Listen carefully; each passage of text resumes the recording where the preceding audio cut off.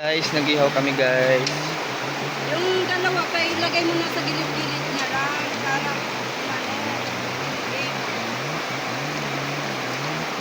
Saglit lang. gamitin ko yung baso. Saglit lang guys. Ayan guys, may naligo na guys oh. Ayan, ang ganda. Ayan guys oh. Huwag nyo naintindihin yung mga sinampay guys kasi wala kaming ano dito.